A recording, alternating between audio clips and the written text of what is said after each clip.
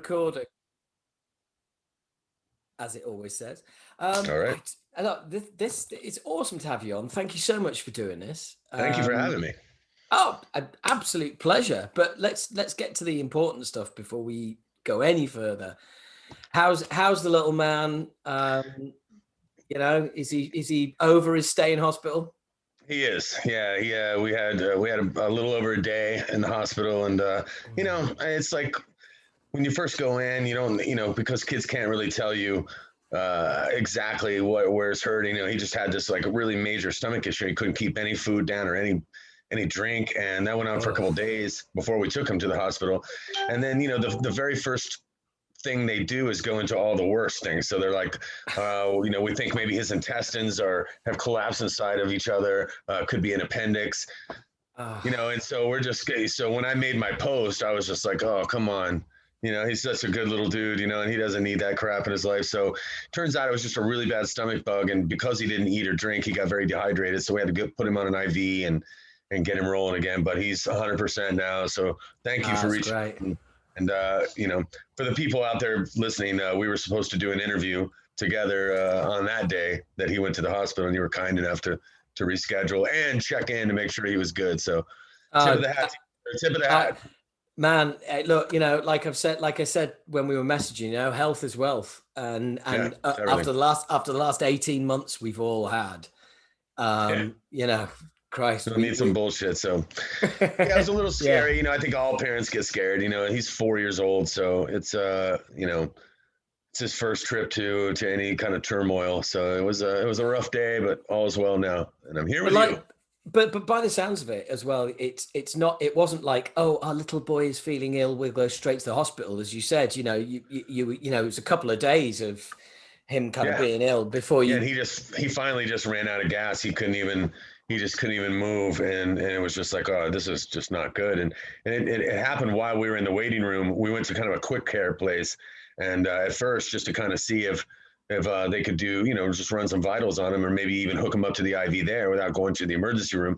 Just because in Florida, COVID's back on the rise, because people here have not been wearing their masks, and the whole time, Florida's been this just complete shithead state with a shitty governor, and who's just allowed everybody to just run around and breathe all over each other. So it's it's worrisome. Obviously the COVID fear was also there, but I didn't want to sit in that hospital, if I didn't have to, just because there was a lot of sick people there. So but thankfully all was well, and science prevailed. Yes, that's the one, man. That's the one. Science prevails. Yes. We've got a whole bunch of idiots over here whose slogan is "Science isn't science without discussion," and it's like, I think you'll find it fucking is. It is more than discussed. Come on, man. It's discussed by scientists. It's called peer reviewing. It's like peers. That's the beautiful thing about science, that it has over religion. Yeah, it's like it's constantly reviewing itself, unlike religion, which just says, here's something that was written 1,000 years ago, and leave it alone. Leave it alone. It's constantly developing, and if people didn't understand the evolution of science, then we'd still be rolling in Model T old cars with little thin tires, and everything evolves, and so people just can't seem to understand that, because they don't read. A lot of people don't read anymore. They just they hear talking points on the news, and then they roll with that, and they kind of develop it from there, and then they pass it on to somebody else. It's almost like verbal virus. It's like people kind of talk shit, and somebody hears that shit, and they change it a little bit to fit their story, and by the end of 30,000 people, the story's completely a mess. And this here in America, it's just I don't know how it is around the rest of the world, but it's just it's nauseating to watch exactly 1 out of every 2 people sort of be a denier in science and battle this whole COVID thing for the whole time. So that's a lot of people. You find that when it's 1 out of 2 people, you find family members, you find a lot of friends that you've had for a long time, you're suddenly feeling divisive with, about something as simple as, when we go to school here in America, you have to get shots for the mumps and the measles and smallpox, polio. Nobody had any problem with those those viruses, those things didn't go away just because, they went away because of vaccination. There was no herd immunity for those things, and people just need to read a little history, and then they would understand that these things happen, when you have so many people and so many possibilities of this breaking out. It happens, and when it does, smart minds are the ones you want to listen to, not talking heads on television. Yeah. Well, look, when you turn 50 in the UK, you are offered flu shots every winter. Well, folks, flu was the epidemic 103 years ago. Sure was. So if you don't want to take your COVID vaccine, that's absolutely fine, but it ain't going anywhere anytime soon. No, and just keep in mind that you're also preventing the other half of the world from getting on with it. Because, right now, the only reason, not the only reason, but a primary reason that people that are already vaccinated have to continue to wear masks inside and have mandates on masks is because, the rest of, at minimum, if everybody would just get the vaccine, then at least when people do get sick, it wouldn't overflow the ICUs and you don't get as sick. And then it becomes very much like the flu. And now after all these years, a lot of people live with the flu, never get the shot. They just tough their way through it. Another thing I think that should be really addressed, that's not being addressed by either side of the water, is just your immune system. Building your immune system is probably the greatest thing you could do. Just an everyday diet and just eating things that really kind of increase and boost your immune system to also help fight things like this. But what an 18-month stretch, man! What a fucking nightmare. Yeah. And you know what? That's a really good point. What an absolute pile of shit. Let's move on. Yeah, I cannot. I don't know how, this is much like when the 9/11 thing happened in America, the towers came down. America was never the same. The United States was always just, airport flying changed, everything changed around the world, really. I guess I shouldn't just narrow it down to the States, but that's where I see it directly affecting. And, and life still is the same. We're still taking our shoes off in the airport because of some shit that happened a long time ago. So I don't think that life will, I don't think that the meet and greet will ever be quite the same. My meet and greets won't be anyway, because I like to shake hands and hug and hang out and talk shit with people, and it just, it makes it really difficult to be able to complete a tour. Stay healthy with, while hugging all over everybody, all over the place. So absolutely, I'll have to get into some fist bumping, that's my new thing. So if you see me out, fist bumping. Elbow bumping as well. That's all going on. So look, man, thank you so much for, I'm just going to dive straight in. Thank you for sending me thank you for sending me the Till the Dirt tracks, which thank you for listening. Oh man, I just Well, I wanted to be old school. I wanted to send it out to quality writers and quality people with quality metal opinions even before it gets out to the regular people. The album just got finished just a few weeks ago, and it's nice to a lot of my favorite artists, I've read the stories of how they sort of got their music out, and sometimes it's better to let the people speak before you let the industry speak, Well, and, do you know what? I know exactly how you feel, because as you know, my band, we put out our first album for 29 years in 2019, and I did exactly the same, because the thing is that your friends, as much as you love them, you still don't quite either trust their opinion, or some of them value their opinion because they're not as into the music as you are. And you just want to kind of, and then there's the people who have got really good sound opinions, but then they know you and you're not sure if you're going to get the absolute truth. And I did the same as you. I found myself kind of like going, just reaching out for like people here and there, just to see, I need somebody outside of the group, outside of the inner sanctum, as it were, Do you know Gunnar Sauerman? I don't. I remember the name rings a bell. Gunnar, he worked at Season of Mist for years. He writes for Metal Hammer. Right. He's just a great guy, and I knew that he was the publicist for the Jupiter album back when we were on Season of Mist and 2010, and I knew that he wasn't a fan of Atheist at all, and I liked the fact that he made no bones about, hey, listen, I'm going to be booking all your interviews and I'm going to be doing all your, all helping you with your press, but I'm not a fan, So I was like, oh, that's great, man. I love people that are honest like that, I mean, because Yeah, absolutely. I hate getting bullshitted, and so when it came time, when I first started, I got like 4 songs into this Till the Dirt thing in my head. I was recording a lot. I did all the demos at home where I was playing all the instruments myself and then doing the vocals, and just during the COVID lockdown. And my wife was still working at night a lot, so I was home with my 4-year-old and just chomping at the bit to work on music. So but I would send it to him. I would get done at like 3 a.m. with a song, and I knew that it was 9 a.m. where he was, and so I would send him the song, and I knew that if it was shit, he was going to tell me right away, and I got such a great reaction out of him that it was inspiring. It was a very isolated period of time. It was 3 months that I wrote like 20 plus songs, and whereas all I did every day was just focus on that, and I would send him, and he just once I sent him 3 or 4 songs, and I realized, okay, there's something cool going on with this. And then I decided to send it around to my cool friends, like Gene Hoglan and Terrence Hobbs. And, I sent it out to them just to see if, because I knew that they would also tell me the truth. I knew do you know what? I guarantee, right? Gene would have said something like, "Hey, Kelly, man, that's pretty cool, man. Yeah, I kind of like that." Yeah. But gotta love Gene, man. Gotta love him. Oh man, he's great. But he definitely I've sent him things, I think, over the years that I had a band called Stones of Madness that he was not. There's a lot of people. Monty Connor is another guy that I trust wholeheartely since the late '80s. He's been a really important guy in the history of Atheist as well. And Borivoy Kryn, of course, from Blabbermouth.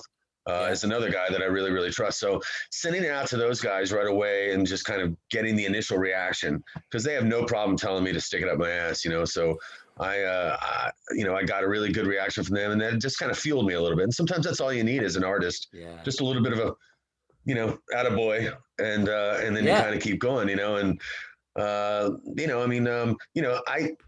envy the people, the artists that say they don't give a shit what anybody thinks.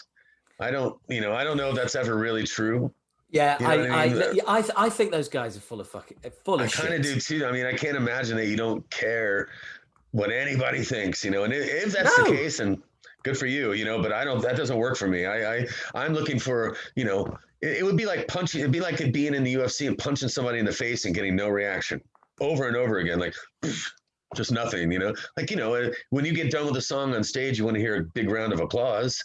You don't want to hear crickets, Well, it's not that vain of a thing to look for hey, look at this painting I painted, and nobody says anything. Like, that's kind of disheartening, I don't know. When you build a building, if you're an architect and you design a building and nobody says shit about it, I mean, you're gonna feel that, like, oh, I don't think anybody likes my architecture, I don't know. Well, I've always said, like, any reaction is better than no reaction. If people hate it or people love it, great. If someone says, "Oh, I can take it or leave it," now that hurts. That's the worst place to be. Yeah, that's the absolute worst place to be. So, and I'll tell you, I've had a couple of people definitely roll in with their opinions on Till the Dirt, because it's a weird album, and I mean, I think you've heard. I think I say, I mean, it's just not a normal hybrid. I really wanted to do, it's not that I thought about it, but I realized it once it was happening, that there's just really nothing that, for better, for worse, nothing else really like it. And, you've got these blast beats and this crazy extreme thing happening with this odd grunge stoner rock vibe on top of it. And I don't know, I mean, because I'm too close to it, but that's been the reaction from people, is it's like this odd oxymoron of styles that somehow works, and it becomes for me really catchy. For me, it's like Atheist having a fight with Mastodon and Cannibal Corpse in an alleyway. It's like a good old punch up between it's like I mean, but hey, look, we're talking about stuff that people haven't even heard yet, man. I mean, this is like, this is just, I mean, I feel privileged to have heard it, and again, thank you very much for sending it across. Well, thanks for listening. You know, I mean, it's really important to kind of, you know, just see what people think. You know, that actually, you know, listen to still have that um, fire for listening to new music. You know, and I got that Yeah. impression from our chat, and so I was happy to send it over so you could check it out. But you know, and you can always tell me the truth. You know, I mean, I can take it. I've been insulted by the best, so but I'm pretty excited about it though, Howard. I think it's going to be really cool, and at bare minimum, it's different than anything else out there, and so I've done my part to move the move the thing along, because there is a lot of stagnant water right now, you know, and absolutely. Everything's just, you know, just so much. One of the greatest things I like about Till the Dirt is it's very raw, and it's you know, the vocals I did in 1 or 2 takes with a handheld 58, you know, in a living room in my house. You know, I mean, it's not not fancied up in any way. It's not polished. It's imperfect, and it's raw, and it's nasty, and it's the heaviest thing I've ever done in my career. Oh, yeah. You know? So fans of Atheist, I think, will appreciate the fact that it's, you know, it's definitely not. I found a new gear, so to speak. You know, I mean, where it has, you know, moments where you can tell, like, hey, you know, because I wrote a lot of the guitar stuff in the Atheist music, so you're going to hear, you know, my harmony sensibilities and things like that are going to come in that are reminiscent of an Atheist song, not a song, but just a vibe. And then but then, you know, we never used blast beats at all in Atheist music, so this is a whole new world for me, and I found a really comfortable way of using and appreciating the blast beat. I was a blast beat naysayer for a lot of years. Me too. So so I gotta put on a bandwagon hat a little bit, but I feel like the only way that you can do that, you know, I'm not doing blast beats the way they've been done. I'm definitely taking the blast beat and now doing something with it structurally in the song by what I'm building around it, so that your ears are able to. My hardest thing with blast was always just everybody was going that fast. So when it's, you know, when it's 230 to 250 beats per minute, and the vocals are also that fast, and the guitars and the bass, everybody's going, bah! But if you cut everything else in half on top of it, then all of a sudden your ears will go, okay, I got something to hold on to on the speeding train here, you know, and then you throw in some, you know, I think maybe you can say better. I don't want to sit and describe it to people, but the clean vocals that I'm using on this album aren't your sissy boy, straight jean, fucking Hot Topic. Oh, no. Clean vocals, you know, they're definitely more bluesy, and it's weird when you hear, you know, a bluesy style in an extreme setting, I think, anyway. So I don't know. No, absolutely. And I think, and you know, to pick up on something you were saying earlier, I mean, it kind of goes without saying, because Atheist was always such a groundbreaking band, but I'm always beating the drum here for, like, you know, solid thrash albums. I'm done. I'm fucking done. You know, you can take your 6 and 7 out of 10s. It's solid thrash. Well, it's not contributing anything. It's just, you know, if we keep just, everybody's just putting out solid thrash albums, then thrash will do what it did before, which is it will eat itself, it will stagnate, and it will die. People say that grunge or death metal killed thrash. It didn't. Thrash turned the gun on itself because it just it didn't innovate. I think, and you know, and that'll be the case with anything. You know, there's, you know, I've had people say to me that they didn't, as soon as they heard the harmonies on this album, the vocal harmonies, which, you know, I've always said there are moments on this Till the Dirt album that sound like Alice in Chains meets Gothenburg, Sweden. So there's a lot of black metal vibe on the Till the Dirt record, combined with moments of Lane Staley-esque kind of vocals. My vocals have always been that way. Anybody that's followed my career will know my old band Neurotica. I'm not trying to sing like that. That's just the way I sing. And I came out, you know, I started doing that just at the same time that, you know, Alice in Chains came out. So anyway, that's my style, but it's different. But when you put that together, a lot of people are weirded out by that. And anytime you try to do something different, you know, it takes a minute for people to kind of, you know, get comfortable with it. And, but I've had some people that say, you know what, grunge killed fucking metal. I refuse to listen to anything with those kinds of harmonies and anything influenced by Seattle. And I love old Soundgarden and Tad, and I love the really good part of Seattle, the dark shit, and that was always an influence on me, even back when we were touring with Atheist. I love Loud Love and shit like that. So I've always liked that out of tune, imperfect, slightly messy, intense, kind of shit. So there's a lot of it on this record, and I look forward to getting it out there. We're shopping to labels right now, and fingers crossed. So if you're out there, labels, get your checkbook, man. This is gonna be a good record. In my opinion, one that. That's interesting because so basically Till the Dirt is to sort of tidy up the Atheist Wikipedia, which would have everybody believe that there's a new Atheist album about to be released. No. Yeah. Well, so what is that? Just a rumor? No. Well, no. Listen, we're caught in a bit of a contractual scenario with Atheist right now, and that's what's taking so long. And I wish I can't wait to tell the story of why we're in it and who's causing it, because there's a particular person and a particular company that's behind it, and that's been the real delay on this, and it's coming to a head in the next few weeks where we'll be able to sort of tell the story. But it's very anti-metal to be in this business and keep a classic band like ours from making new music because you breached contract or you did the wrong thing, you know what I mean, in the deal. So that's all I can really say about it at this point. But suffice it to say that we couldn't be happier about making a new record and can't wait. And before I started writing the Till the Dirt album, I wrote 3.5 hours worth of Atheist guitar stuff and with drums and everything. But Steve will obviously Steve Flynn will write his own drums, but it gives him a kind of a starting point of what I'm thinking of, which is something we've never been able to do before. So I literally have 3.5 hours of really chunky, great, weird shit. And the Till the Dirt stuff came out of that because I started writing a little differently each day. And I was like, oh, these songs aren't Atheist, but they're kind of cool, so maybe I'll put some vocals on these and try them out. And so that's how it came about. So it came about very honestly, and I wasn't trying to put a new band together, but like I said, being stuck at home and having the ability to the quality of that you can record at home now is really incredible.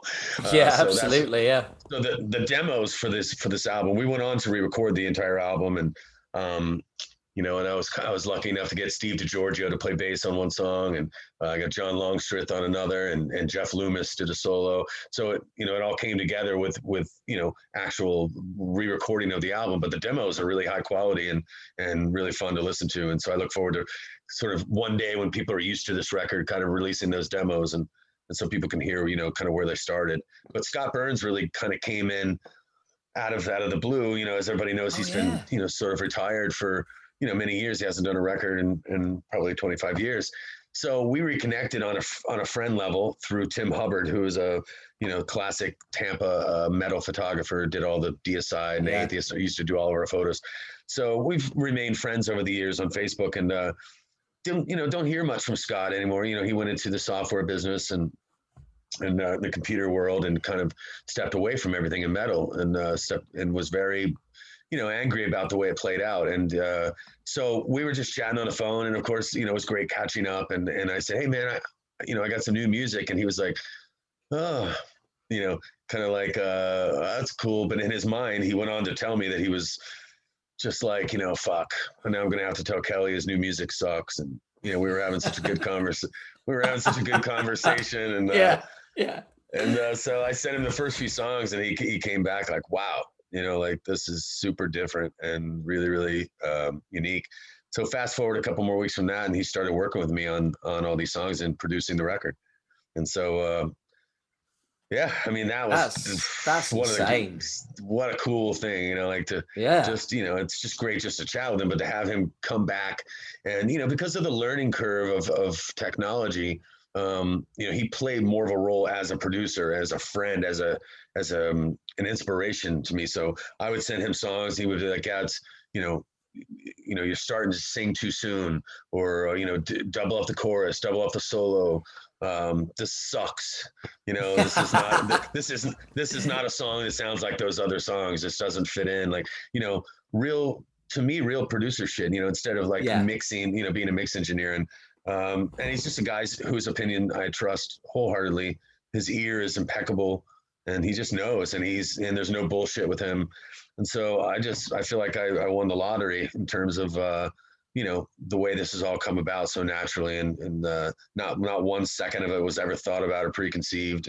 And the way the record was made very spontaneously and very quickly. I like that as well. Nothing was mulled over for too long.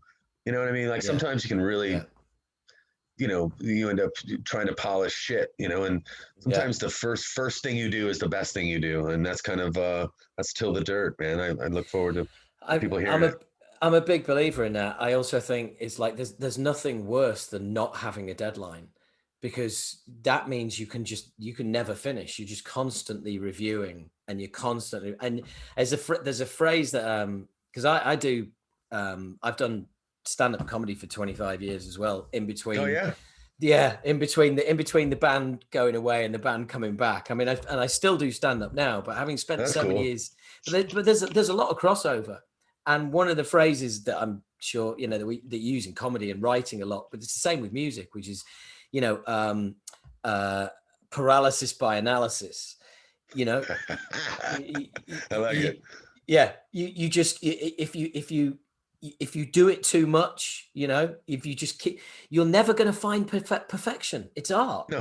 No, it really is. And it should, and if it is going to develop, it needs to develop spontaneously in the comedian sense on stage. If you start off telling a joke and it develops by the time you do your 10th show, it's going to change a little bit. You kind of, your timing changes a little bit, and all those things are really, really, really important in how people receive the humor, and man, I tell you what, I take it off to you because it's one of the scariest jobs on the planet to be a comedian. I think about it all the time. Like, holy shit, to walk out in front of, especially like, a Kevin Hart crowd or I can't imagine being one comedian walking out in a stadium full of people and trying to keep everybody laughing for an hour.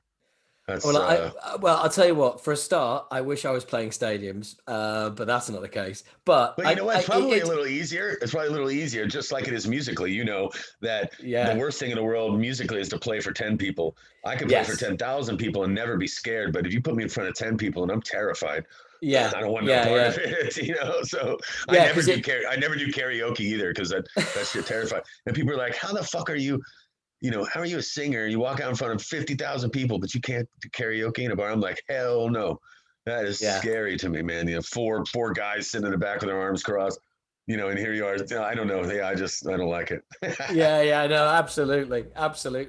Well, you mentioned Jupiter there, and I've got to seize upon it. Earlier you were talking about it. I've got to seize upon that, because I have to say that, we were label mates for a minute back in the day there. I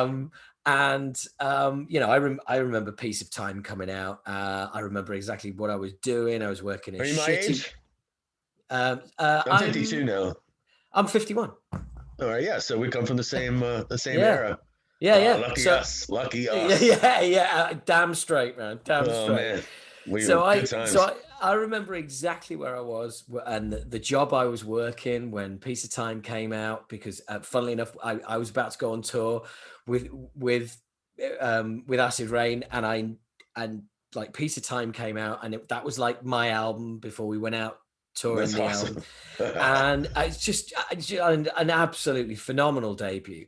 Thank you. But the thing for me is that Jupiter just came from nowhere, and that is a ripping record. That is just like such a return. It really is. I hope people will, thank you so much for saying it, because it's been a tough run for Jupiter, because, we went away for 17 years and came back, and people automatically want to write you off before they even hear one note, well, I like Unquestionable Presence. It's like, you know what? Those are my children as well. But listen, I just had a brand new baby, and it's really cute. You should check it out, and it's adorable. Pinch his cheeks, But I think that much like any Atheist album, I've found that in the last 2 years, since it's been, it's coming up on 12 years old now, it takes about 10 years for people to ingest an Atheist record, like fully. It takes almost a generation. That's not quite. I don't know what determines a generation, but that's been our mo. And so that's why I think Atheist always gets really bad reviews, because if you're a guy at a magazine and you have 10 albums you need to review by the end of the week, you're not going to listen. You're going to pop in the Atheist album and go, "What the fuck is that? That's craziness." All right. So, and then they're going to write this review that says, "Yeah, I couldn't really remember a whole lot of what I heard. It sounds really frantic and crazy." And, you know what I mean? And they're not ingesting it. You can't listen to Atheist one time and get it. You just can't. Yeah. You're not understanding what everything that's happening. There's too much happening in one song. And, but the good thing about it is, in Prague, sometimes bands will do that for 7 minutes. Like, we never do that. We're in and out and on with it, And so if you can just hang on for 3 minutes and listen, there's a lot of cool shit going on, but sometimes it takes a few years, and that seems to have been the case with Jupiter. So I think that we'll find in the next couple of years, people will suddenly be like, ding, like, hey, that's a really good fucking album. Now, the one downside of it is, we were working with Tony Choi for a long time in the early stages of writing that album, and then he bailed. And so there was nothing. We could either have not made the record, or we could have, did the record the way we did, where the bass was not, as emphasized. But I can honestly say, from the bottom of my heart, this is a total truth, Atheist people, that we had the definitive intention of not having the bass be so loud on our next record. So upon coming back, we thought it would have been predictable to have, oh, look, there they are with their loud bass again. And so we thought, let's make a really, because, we had a lot of finesse in our songs, but, and on Piece of Time, we had heavy moments, but me and Steve Flynn, especially, we come from that really heavy old school Slayer shit. We love the heavy, we love the jazzy shit too, but we're definitely heavy kids. And so we wanted it to be just really vicious and a little more guitar heavy and drums. So it was kind of intended. And so a lot of people, when they listen to it, think, oh, we don't know who that bass player is. And this record sucks because, the bass isn't loud enough. It's like, well, no, you're talking about comedy. Nobody wants to hear the same joke 2 times in a row. And we've never made the same record twice as Atheist. So, we never will. The next one will be super weird and different than all the other ones do. But also, there's metal elitists are as old as metal, and you can never please them. So why why bother? Why even listen? It's just you just got to but again, back to that talking point that you said. People either hate or love. That's okay. At least it made you feel something. And absolutely. But that flatline shit is when you're in trouble. So I don't think that we've ever made we'll never be guilty of making a flatline record. The next one for sure, though, is going to be fantastic, because I feel like, short of the original lineup, this is the greatest set of musicians that we've ever had, me and Steve, to work with, to write just salt of the earth musicianship, like we've always wanted since we've gotten back together. And these guys are just so damn good, and they're all friends, and they're from Boston, so they have their own chemistry. So Yoav Ruiz Feingold is the bass player. He's 24 years old, just a monster presence, killer person. Daniel Martinez and Chris Martin on guitar, and then of course Steve Flynn. And now Anthony Medaglia, who played drums on the Till the Dirt record, is our drummer when we go out on tour with Atheist. So he's if anybody saw the tour we did with Cattle Decapitation just before COVID, they'll see the quality. He's an incredible drummer. And so we'll probably do one song with him on the new Atheist record as well, but the rest will be with Steve Flynn. So it'll be old school, and it's going to be weird and definitely worthy of doing another. We wouldn't do another record if we didn't think we could do something different and sort of move it along, So, but yeah, it's a fickle world. This metal world is. Oh yeah, well, but ultimately for a band like yourselves, that doesn't really. I mean, it doesn't really apply, does it? Because ultimately, if you're a Fickle kind of fan, I just can't see how you even discover Atheist, you even listen to it, or let alone like Atheist, Right. because if you're that fickle, that fickle kind of fan who's like, oh, I like this one day and I like that the other. Well, Atheist is something that is just like it's beyond you. Yeah, I think if you're a fan of music that ends in core, you're probably not going to like Atheist. So yeah, this core, that core, I don't understand all that, but but I tell you, it's a lot nicer now than when we first started making this music. Yeah. It was we had no shortage of shitty opinions. That was Yeah. there's far less people that were sort of graceful and appreciative of it, like yourself, and it was so it's a larger metal world now. So it feels it feels good to be an adventurous painter because people are more into adventurous paintings now than they were then. Well, also, I mean, we're like we said, we're not far off the same age, and Mm-hmm. so we both remember when there was heavy metal and hard rock, and that was it. Yeah, Yeah, yeah, and it was there's a real clear line in the sand as well. Like you can easily tell the difference between hard rock and then heavy metal. And then from heavy metal, I remember being disgusted and wriggling my nose when people in the early days of thrash and even death metal, where people would say, well, they would call it heavy metal. I was like, no, no, no, no. yeah, This is not heavy metal. This is something beyond heavy metal. And of course, it was thrash. And we had our own classifications back then. It's important to have classifications, but when they become, I don't know, thrash core, death core, like I don't know, what does that mean? At least with thrash, you knew, okay, it's this West Coast vibe. It's fast. It's kind of punk rocky. Death metal was obviously darker and gloomier, and you can almost you could easily sort of classify everything into, 3 or 4 different worlds. I always felt like Merciful Fate was like there are some bands that are just themselves. yes. Merciful Fate was just Merciful Fate. Merciful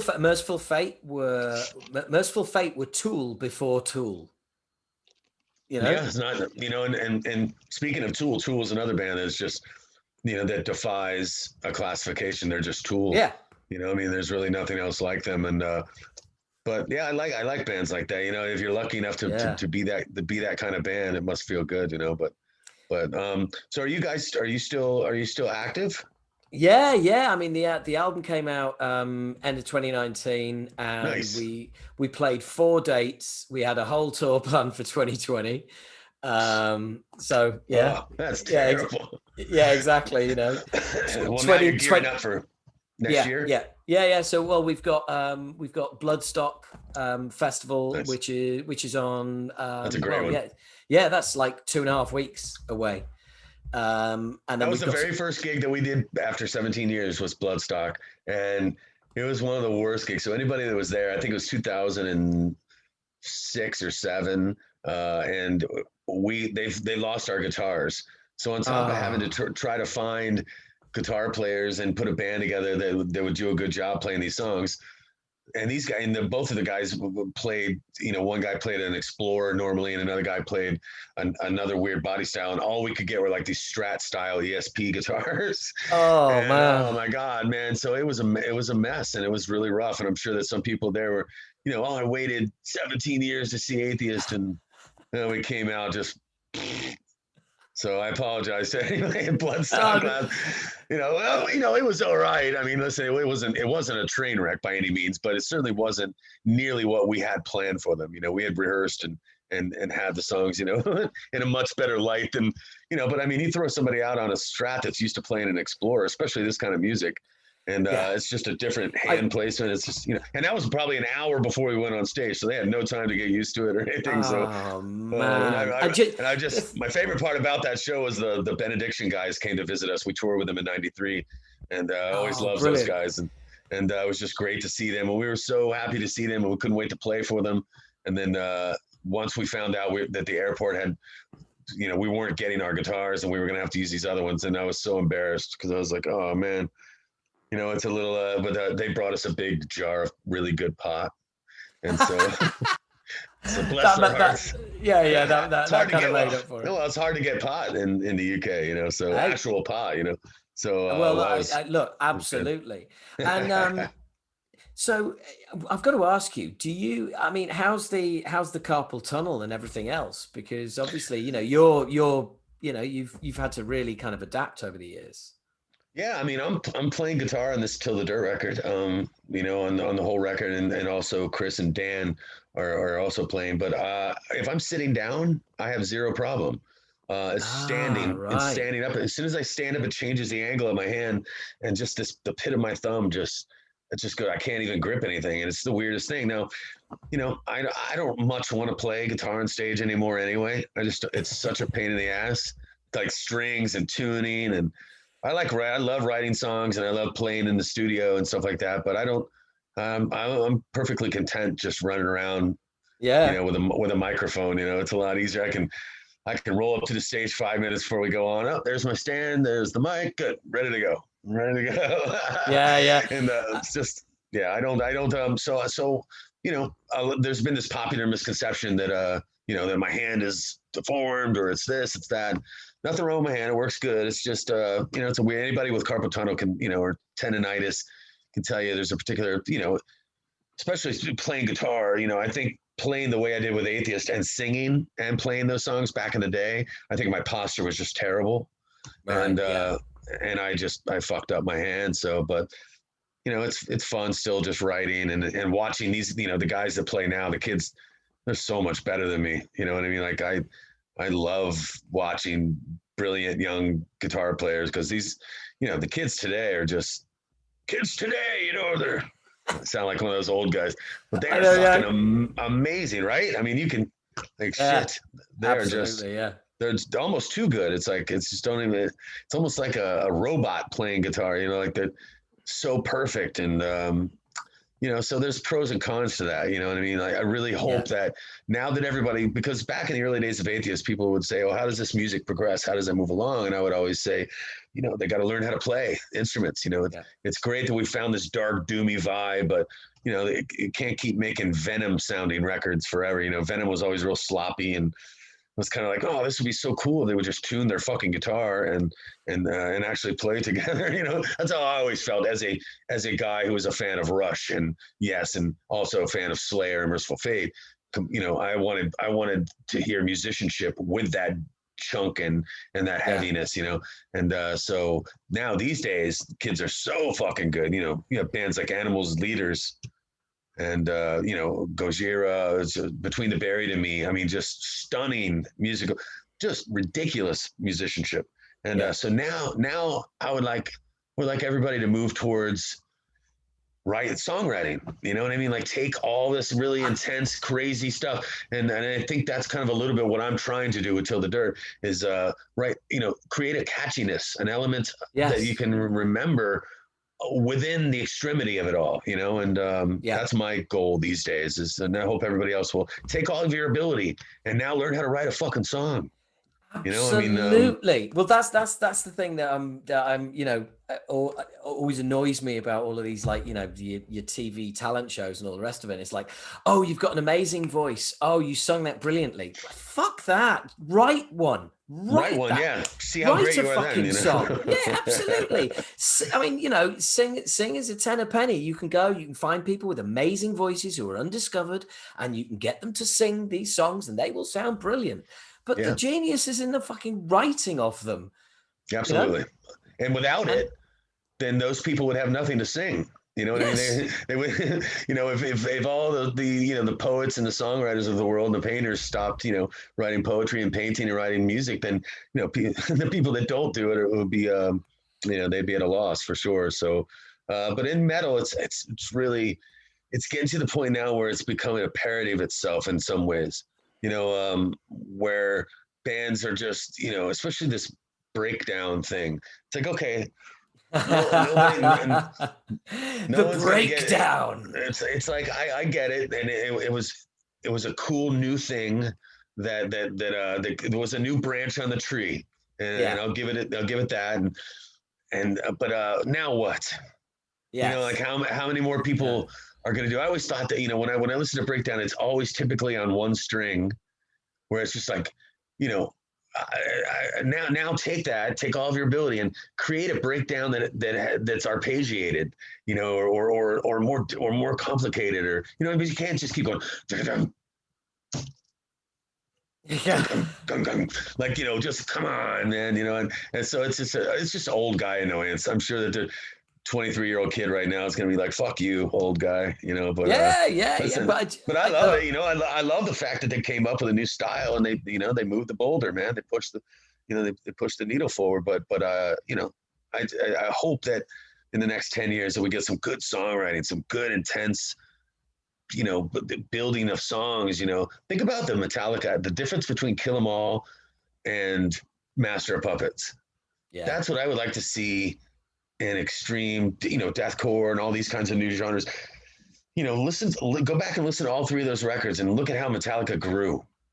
Oh, you know, God, and I think I think if Cliff Burton had stayed alive, that growth would have continued, and you know, and on into to everything else. You know, I think that, you know, losing Cliff, you know, there was a lot of Cliff Burton on Master of Puppets. You know, he was really pushing his style in there a lot, and there was just some, you know, some complexity to what they were doing on Master of Puppets, and then everything just went down Lars Ulrich lane off into, you know, oh Jesus, you know, Lars is owed his day in the sun, but, you know, he's the one that kind of just candied up the place, you know, with Metallica, and I think, you know, but you know, that's a good example of what needs to happen with extreme metal, because you can't go any faster. You can't go any faster. You're 280, 300 beats per minute. Great. Well, now it sounds like video game music, you know, and it's doesn't sound real. Laptop metal. That's the one. That's the one. And you know, and nobody's playing that shit exactly that way live. No one. No, except and that's why these kids are using backing tracks.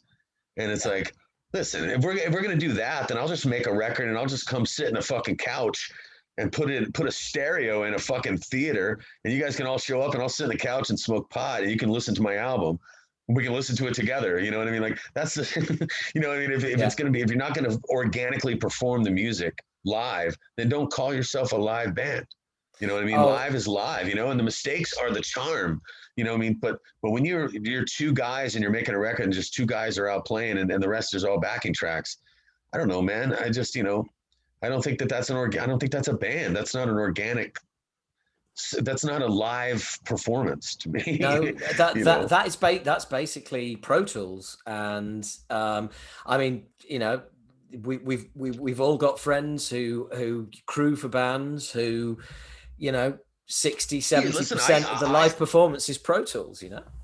Well, see, man, I wouldn't even know where to begin to set up a show like that. That seems like walking on a tightrope, like having to stick to a click for 45 minutes. Like, I can't imagine that.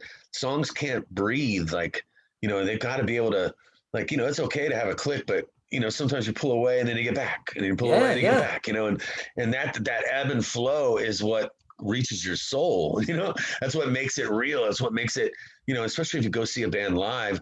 I want to see them kind of make mistakes a little bit. You know, I want to know that, all right, cool, they're human just like me, because holy shit, that record's perfect. You know what I mean? Yes. And it's not, I like those, you know, the slightly out of tuneness, you know, a slightly little different arrangement. It makes it special. It makes it unique to that performance, you know, and it's never played the same way twice. But these days, it just seems that, no, I won't say these days, because 90% of the bands are playing live, you know, but there's this contingency of young guys that are coming out with a lot of back, like almost all, you know, it's, I get using, you know, listen, I might have to use some in the future, you know, if I really want things to sound like, if I want to do something specifically that requires that.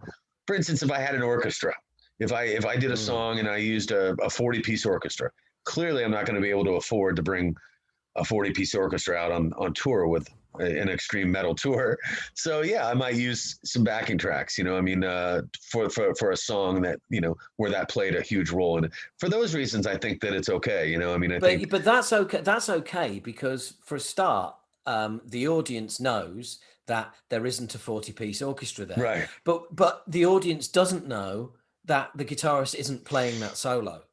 You know, the audience doesn't know that only the vocals are live. You know, that's what annoys me, because it's basically, you know, it's fraud. Or in some instances, the vocals aren't live. You know, and what Yeah. you're hearing is fucking these flawless harmonies, but or you know, flawless performances, and then you know, maybe the guy's not actually singing, or he's really low in the mix, and the, you know, and the hip hop world does that a lot, and I think that's where that comes from. You know, I mean, rarely do those guys ever come out and use the same loudness of their voice when they sing along to their songs. I think, God, it must be so easy. Everywhere you go, your song sounds perfect, sounds just like the album, you know, like that must be so nice, you know, because if you write challenging music and you try to perform it on a nightly basis, it's fucking hard, you know, you want to get it to where, you know, everybody felt it, especially if you're an old band like us. You know, people have been listening to this record for 30 years, you know, or some of our music for 25, 30 years. Yeah. It's become just this, you know, so they can hear every little, you know, mistake. And I'm that way, you know. You know, if I go see Metallica, it still bugs the shit out of me the way they play For Whom the Bell Tolls. You know, they play, they don't let that song groove. They go down, down, down, down, down, down, down, down, down, down, instead of this, you know, I don't know. It's just the way they play it. It doesn't sound good into me anymore. They've lost the grit of it. You know, they play it too fast. I was just, do you know what? It's like too fast. You know, I just did a reappreciation of Ride the Lightning for my patrons who subscribe to the podcast, and it's basically it's kind of like, you know, a commentary of listening to the whole album. And the first thing when For Whom the Bell Tolls came on, I just said, note the pace of the song. How slow does that sound? And that's because you've spent the last 20 to 30 years hearing the live version. This is how it is supposed to sound. Yeah, and I prefer it the slower way, because that's what makes that song. It's almost as important as the riff itself to me, the tempo. And when you change it, you know, you know, it's not nothing like, you know, I mean, you know, it should be clear as a bell to them when they hear that, but it's irritating. But there's a lot of you know, a lot of songs like that where, you know, people change it too much, you know, and anyway. But it takes, yeah, I know. Yeah, well, but we've all got our little. I'm just talking bollocks. Can be the theme. and you're very good at it, sir. You're very good at it. So playing live for you is, I mean, you know, I totally understand that kind of like, yeah, do you know what? Just leave the guitar to a side and being able to just kind of be a front man. So so you must have been a front man now longer than you were absolutely. A guitarist and a front man. Yeah, I think that you know, one of the sort of things that people probably, upon listening to Atheist for so long, probably think that we're a bunch of shoegazers and we sort of are just, you know, like staring at our shoes and all technical. And I like the idea of throwing a little sort of Van Halen into the mix, because people just don't expect that kind of rah-rah. And and you know, and some purists might, you know, they might shrug their shoulders and wrinkle their nose at it, but fuck them.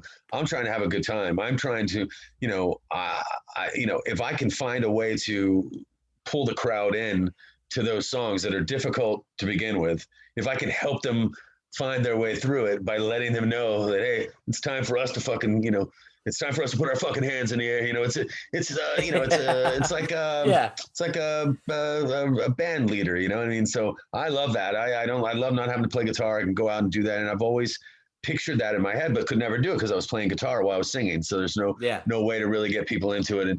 But Neurotica was when I signed with, you know, and put Neurotica together in the late '90s and early 2000s, and we got to do Ozfest tour. That was a big, you know, 2.5 months, you know, amphitheaters every day, 20,000 minimum people. And you know, you better figure it out. You better figure out how to be a frontman really fucking quick. So in the early days of Atheist, I was very clumsy and awkward. It was just terrifying in between songs. I didn't really know what to say. And I think we all went through that in the beginning. You know, and I was hiding behind my guitar. So when I had to talk, it was like, oh, but then I just really love now. I just love, I can walk out in front of a million people and feel completely comfortable. Absolutely. Just having a chat, but I could And never do comedy. I could not do comedy though. But you know what? I wish I could. No, but do you know what? I think someone said to me, because I obviously between songs is like, with my experience and everything else, it's where I flourish. That's awesome. And someone, a fellow front person said to me, like, is what piece of advice, if you got any advice for me about like talking to the crowd between songs, because I dread it. And I was like, yeah, it's one person. It is one person. Is absolutely you're right. That's it. What's fucking going on? You know what I mean? Yeah, exactly. Yeah, you having a good time? Sweet, man. We having some fucking drinks. Yeah, we're having drinks. Fucking all right, man. We're gonna play this next song. Cool. Fucking pow, play it. There you go. That's it. Yeah, absolutely. It's like, anyone have trouble getting here? I know we did. And it's like, it completely throws a crowd because they think, oh wow, this is cool. He's talking to me. Yeah, and it feels nice. And if you're a person who paid, $40 or $50 to see a band, especially, you feel like, all right, cool. Talk to me. I hate when bands play 4 songs in a row and don't talk to me. I want to, I want to know that you know where the hell you're at. That you're in my town. Yes. You're playing in my town. These are my people. These are the people that I grew up with listening to your music. So fucking say something. Don't be rude. Well, funnily enough, that exact point is something that's incredibly important in comedy, and it's called connecting. When you first go on stage, you've got about a minute to connect with that audience, because if you don't connect, your material won't land, because you haven't developed rapport. You can't just walk on and go, so there's this guy walking along and it's like, whoa, don't be fucking telling jokes. I don't even know who you are. You have to develop that rapport, and the way you do it, and it's kind of like a cheat, but the way you do it is you kind of like, you'll make a joke out of something in the venue, or you'll make a joke about something in the town, or maybe the venue and the town, or something you've seen, or maybe you've seen something on the menu that looks like disgusting, and you mention that, whatever. And what it does is people go, even if it's not that funny, ideally it is, but even if it's not that funny, people go, he's in the room. Yeah. That's for us. This makes me think of like what an anomaly Andrew Dice Clay was. To literally, as a brand new comedian, to walk into Dangerfields, put the cigarette in his mouth, light it and spend probably a full 60 to 90 seconds, not say a fucking thing to anybody, looking like Fonzie. Yeah. Like, that defies what you're saying. But what you're saying is actually 99% of the time of the way it needs to be. That first minute's super important. But a guy like Dice somehow got around that. Didn't land well for him in the latter years, but in the early days, and he was just, his first line would be, something horrible like, this chick was sucking my cock. And it's like, what? Yeah. That's his first line. Like, hickory dickory dock. Yeah. Some bitches jumping. The clock struck 2. I dropped my goo, and I can't remember the rest. I dumped a bitch on the next block. Yeah, that's it. Yeah, people are like, what did he just say? Like, that's your first line. Hello, nice to meet you, whoever you are. Well, that's Kelly Shaefer from Atheist and Howard H. Smith from Acid Rain being cancelled for reciting Andrew Dice Clay material on a podcast. Sorry. Yeah, right. It's a very real possibility these days, Oh yeah, absolutely. Well, look, this has been awesome, but and it's not quite over. But the main interview is. But I've got some questions from subscribers for you. If you can hang on for a couple of minutes. Of course.